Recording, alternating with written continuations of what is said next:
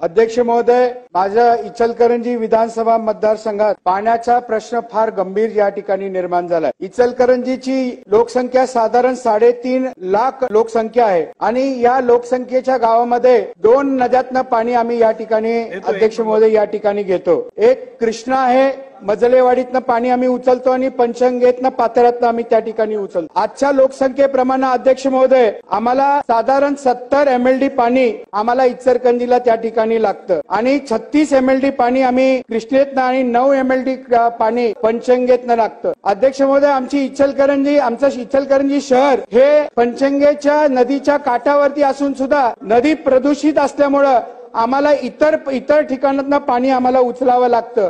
परंतु अध्यक्ष महोदय, 2001 ला अस्तित्वात आलेली मजलेवाडीची कृष्णेची पाण्याची जी स्कीम होती ती आता ती पाईपलाईन पूर्ण गंजली आहे आणि त्याच्यामुळं आज अखेर साधारण 3 वेळा या पाण्याचं साधारण 18.5 किलोमीटर लांबपासून आम्ही पाणी उचलतो आणि हे पाणी 3 टप्प्यात आतापर्यंत आमची ही पाईपलाईन बदलायचं काम त्या ठिकाणी चालू झालं। अध्यक्ष महोदय, 2022-23 या वर्षाला 5.5 किलोमीटर पाईपलाईन बदलायचं काम आपण त्या ठिकाणी हाती घेतलं आणि आज अखेर सुद्धा साधारण त्याला 2 वर्ष होत आली। अध्यक्ष महोदय, अजूनही त्या पाण्याची पाईपलाईन त्या ठिकाणी बदलली गेली नाही आहे।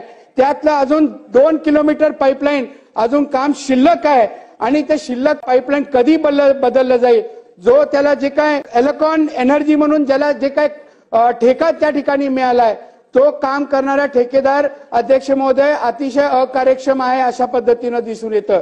त्याला साधारण 30/6/2023 ला त्याला त्या ठिकाणी वर्क ऑर्डर देण्यात आली आणि साधारण 4 वेळा त्याला एक्सटेन्शन देण्यात आलं। शेवटचं एक्सटेन्शन फेब्रुवारी 25 ला त्या ठिकाणी संपलंय। मला एवढंच विचारायचं आहे की त्या ठेकेदाराला वरती कारवाई होणार का आणि त्याची वर्क ऑर्डर कॅन्सल करून त्याला ब्लॅकलिस्ट करण्याचं होणार का? कारण की इचलकरंजीमध्ये त्या ठिकाणी पिण्याचा फार मोठा गंभीर प्रश्न त्या ठिकाणी निर्माण होतो। त्याचबरोबर अध्यक्ष महोदय, 2022 ला इचलकरंजीला सुळकूट पाणी आम्हाला मंजूर झालेलं, त्या सुळकूट पाण्याचं त्याच्यामध्ये फार मोठ्या प्रमाणात राजकारण घुसलंय। तीही पाण्याची योजना अजूनही त्या ठिकाणी सुरुवात झाली नाही आहे। तिथल्या असणाऱ्या दूधगंगेतल्या सुळकूट गावातल्या लोकांचा त्या पिण्याच्या पाण्याला योजना त्या ठिकाणी विरोध आहे। माननीय मुख्यमंत्री साहेब या ठिकाणी आहेत, मी त्यांना विनंती केलेली की त्या ठिकाणी आपण त्या ठिकाणी बैठक त्या ठिकाणी लावून घ्यावी आणि आम्हाला इचलकरंजीचा पाण्याचा प्रश्न आम्हाला त्या ठिकाणी सोडवा। साधारण 2053 पर्यंत आम्हाला 90 MLD पाणी आम्हाला त्या ठिकाणी लागणार आहे। माझी 2 विनंती आहे की अध्यक्ष महोदय, सुळकूट पाणी बद्दल मुख्यमंत्री साहेबांनी त्या ठिकाणी बैठक लावावी आणि हे आमचं जे प्रलंबित पाईपलाईन जी आहे अजून जी काही अस्तित्वात झाली नाही ती त्या ठिकाणी कंप्लीट कधी होईल अशी माझी या ठिकाणी मागणी आहे। अध्यक्ष महोदय, बाळ, फ्रीज मधून श्रीखंड काढ ना। आम्ही पूर्वी घरीच बनवायचो श्रीखंड, त्याची चवच वेगळी होती। आता काय सगळं रेडीमेड। आजी, हे श्रीखंड खाऊन बघ। आज तुझ्या आईनं घरीच बनवलं की काय?